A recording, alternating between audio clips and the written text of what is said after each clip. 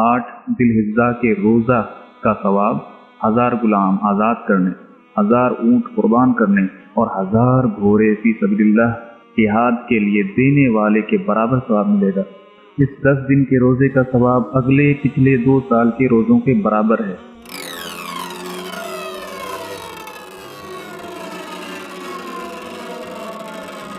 الحمدللہ رب العالمین، الصلاة والسلام علی رسولہ الکریم، رب اشرح لی صدری ویسر لی امری واحلل عقدۃ من لسانی یفقہوا قولی۔ قربانی کے مہینہ یعنی 10 ذوالحجہ کے فضائل۔ حضرت ابن عباس رضی اللہ تعالی عنہ روایت کرتے ہیں، نبی اکرم صلی اللہ علیہ وسلم نے فرمایا، کوئی نیک عمل کرنے کے لیے اللہ تعالیٰ کو یہ دن یعنی 10 ذوالحجہ کے دن زیادہ پسند ہے۔ لوگوں نے عرض کیا، جہاد فی سبیل اللہ سے بھی ان دنوں کا عمل زیادہ ہے؟ فرمایا ہاں، اس سے بھی زیادہ پسند ہے، مگر جو شخص اپنی جان و مال لے کر جہاد کے لیے نکلے اور پھر لوٹ کر واپس گھر نہ آئے۔ حضرت جابر ابن عبداللہ روایت کرتے ہیں، رسول اللہ صلی اللہ علیہ وسلم نے فرمایا، اللہ تعالیٰ کے نزدیک 10 ذوالحجہ کے 10 دن سب سے افضل اور زیادہ پسندیدہ ہیں۔ پوچھا گیا، کیا جہاد فی سبیل اللہ کے دنوں سے زیادہ پسند ہے؟ فرمایا ہاں، مگر ایسے شخص کا عمل جس کا گھوڑا جہاد میں کام آئے اور خود بھی شہید ہو جائے۔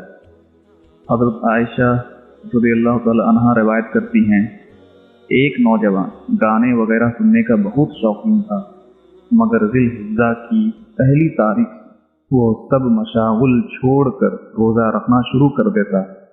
یہ بات حضور اکرم صلی اللہ علیہ وسلم کو معلوم ہوئی۔ آپ صلی اللہ علیہ وسلم نے اس نوجوان کو بلا کر سبب دریافت فرمایا۔ اس نے عرض کیا، اے اللہ کے رسول صلی اللہ علیہ وسلم، میرے ماں باپ آپ پر قربان، یہ حج کے ارکان کی ادائیگی کے دن ہیں، ممکن ہے اللہ تعالیٰ مجھے ان کی دعاؤں میں شریک کر لے۔ آپ صلی اللہ علیہ وسلم نے اس سے فرمایا، تمہیں ہر دن کے روزے کا ثواب، 100 غلام آزاد کرنے، 100 اونٹوں کی قربانی اور 100 گھوڑے راہ خدا میں جہاد کے لیے پیش کرنے کا ثواب ملے گا۔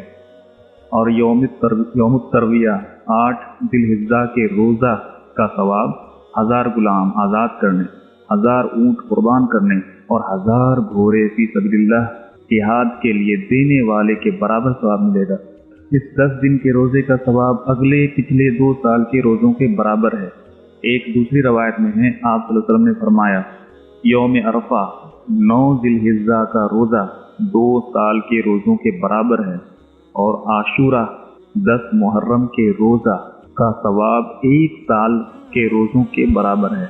وَوَاعَدْنَا مُوسَىٰ 30 لَيْلَةً وَأَتْمَمْنَاهَا ب10 فَتَمَّ مِيقَاتُ رَبِّهِ 40 لَيْلَةً۔ ہم نے موسیٰ علیہ السلام سے 30 راتوں کا وعدہ کیا، پھر ہم نے ان میں 10 اور شامل کر دی۔ اس طرح اس کے لیے رب سے ملاقات کا وقت 40 رات طے ہو گیا۔ اس آیت کی تفسیر میں مفسرین لکھتے ہیں، یہ راتیں جو بعد میں شامل کی گئیں ماہ ذوالحجہ کی ابتدائی 10 راتیں ہیں۔ انہی 10 دنوں میں حضرت موسیٰ علیہ السلام سے اللہ تعالیٰ نے کلام کیا، انہیں خصوصی گفتگو سے نوازا۔ انہی 10 دنوں میں حضرت موسیٰ علیہ السلام کے لیے وحی والی تختیاں تیار ہوئیں اور انہیں عطا کی گئیں۔ حضرت ابو دردہ رضی اللہ تعالی عنہ سے مروی ہے، کہتے ہیں، ذوالحجہ کے ابتدائی 9 دنوں میں پابندی سے روزہ رکھا کرو، کثرت سے استغفار و دعا کرو اور صدقہ دیا کرو۔ میں نے تمہارے نبی محمد صلی اللہ علیہ وسلم سے سنا ہے، آپ صلی اللہ علیہ وسلم فرماتے ہیں، بد نصیب ہے وہ شخص جو ذوالحجہ کے ابتدائی 10 دنوں کی خیر و برکت سے محروم رہ گئے، اور 9ویں ذوالحجہ کا روزہ ضرور رکھو۔ اس دن کے روزے کا اتنا ثواب ہے جس کو شمار نہیں کیا جاتا۔ حضرت ابن عمر رضی اللہ عنہ روایت کرتے ہیں، نبی کریم صلی اللہ علیہ وسلم نے فرمایا، اللہ کو وہ عمل سب سے زیادہ پسند ہے جو ذوالحجہ کے ابتدائی 10 دنوں میں کیا جاتا ہے۔ دنوں میں کثرت سے اللہ اکبر، الحمدللہ اور لا الہ الا اللہ پڑھتے رہا کرو۔ حضرت نافع رضی اللہ عنہ کا بیان ہے، حضرت عبداللہ ابن عمر رضی اللہ تعالی عنہ ذوالحجہ کی ابتدائی 10 دنوں میں ہر وقت اٹھتے بیٹھتے اپنے بستر پر اور عام مجلسوں میں اللہ اکبر پڑھتے رہا کرتے تھے۔ حضرت عطا ابن رباح ذی الحجہ کے ابتدائی 10 دنوں میں چلتے پھرتے حتیٰ کے بازار میں خرید و فروخت کے وقت بھی اللہ اکبر پڑھتے رہتے تھے۔ حضرت ابو زیاد کا بیان ہے، حضرت سعید ابن زبیر، عبد الرحمن ابن ابی لیلہ اور دوسرے تمام فقہائے اسلام جن کو ہم نے دیکھا ہے، عید الاضحیٰ اور ایام تشریق یعنی 9، 10، 11، 12 اور 13 کے دنوں میں اللہ اکبر لا الہ الا اللہ واللہ اکبر وللہ الحمد پڑھا کرتے تھے۔ حضرت جعفر ابن سلیمان بیان کرتے ہیں، میں نے حضرت ثابت بنانی کو دیکھا ہے، وہ اکثر ذی الحجہ کے ابتدائی 10 دنوں میں اپنی واعظ و نصیحت کی محفلوں میں بھی سلسلہ کلام روک کر اللہ اکبر پڑھا کرتے تھے اور فرماتے تھے ذی عشرہ یعنی ذی الحجہ اللہ کے ذکر کے دن ہیں اور تمام بزرگان دین کا یہی عمل رہا ہے۔ اس کے بعد حضرت جعفر ابن سلیمان نے کہا، میں نے حضرت مالک ابن دینار کو دیکھا ہے، ان کا بھی یہی معمول تھا۔ عید الاضحیٰ اور ایام تشریق کے دنوں میں ہر شخص کے لیے اپنے طور پر دھیمی آواز میں آہستہ تکبیرات پڑھتے رہنا افضل ہے، لیکن اگر دوسرے لوگوں کو یاد دلانا مقصد ہو تو بلند آواز سے بھی پڑھ سکتا ہے۔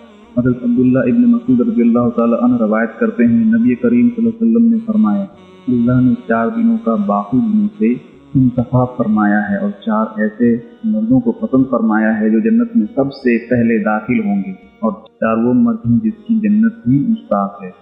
وہ 4 دن جو اللہ کو سب سے زیادہ پسند ہیں، ان میں پہلا دن جمعہ ہے، جس میں ایک ایسی گھڑی بھی آتی ہے کہ جس انسان کو وہ میسر آ جائے وہ بہت خوش نصیب ہوگا، جو دعا مانگے گا قبول ہوگی اور دنیا و آخرت کی جو چیز مانگے گا اسے عطا کر دی جائے گی۔ دوسرا یوم عرفہ 9 ذی الحجہ کا دن ہے، اس کا ذکر اللہ فخریہ انداز میں فرشتوں کو مخاطب کرتے ہوئے کہتا ہے، میرے فرشتوں، میرے ان بندوں کو دیکھو، دور دراز کے سفر کی مشقت برداشت کر کے اور اپنا مال خرچ کر کے کس حال میں یہاں تک پہنچے ہیں، بال بکھرے ہوئے، جسم گرد و غبار سے بھرے ہوئے، تم گواہ رہو میں نے ان کو بخش دیا ہے۔ تیسرا دن قربانی کا دن 10 ذی الحجہ، جب یہ دن آتا ہے اور بندہ قربانی کرتا ہے، قربانی کے جانور کے گلے سے بہنے والا خون کا پہلا قطرہ بندے کے تمام سابقہ گناہوں کا کفارہ ہو جاتا ہے۔ چوتھا دن عید الفطر کا دن ہے، جب لوگ مہینہ بھر کے روزے رکھ کر عیدگاہ کی طرف جاتے ہیں۔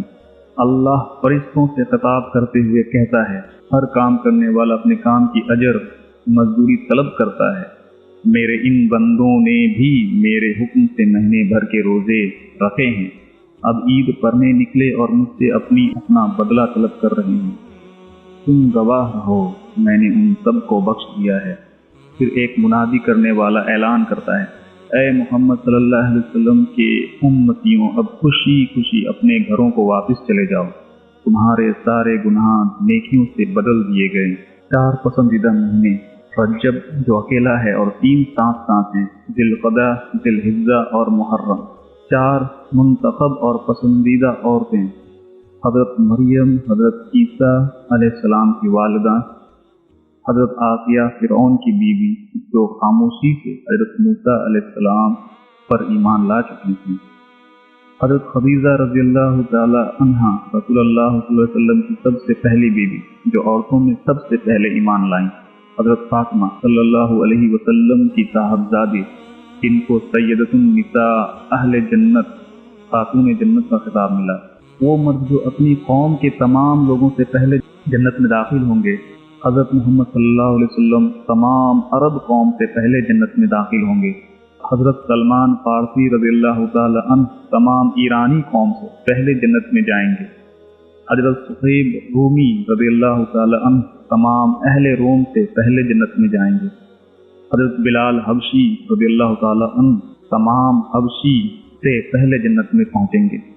وہ 4 مرد جن کی خود جنت مشتاق حضرت علی رضی اللہ تعالی عنہ جو چوتھے خلیفہ راشد، حضرت سلمان فارسی رضی اللہ تعالی عنہ، حضرت عمار ابن یاسر رضی اللہ تعالی عنہ اور مقداد رضی اللہ تعالی عنہ ابن اسود۔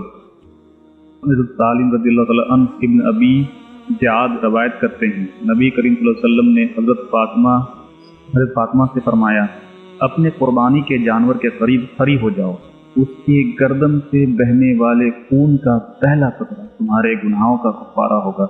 اس موقع پر ایک صحابی عمران ابن حسین نے آپ صلی اللہ علیہ وسلم سے دریافت کیا، یہ خصوصیت صرف آپ صلی اللہ علیہ وسلم اور آپ صلی اللہ علیہ وسلم کے خاندان کے لیے ہے یا تمام مسلمانوں کے لیے؟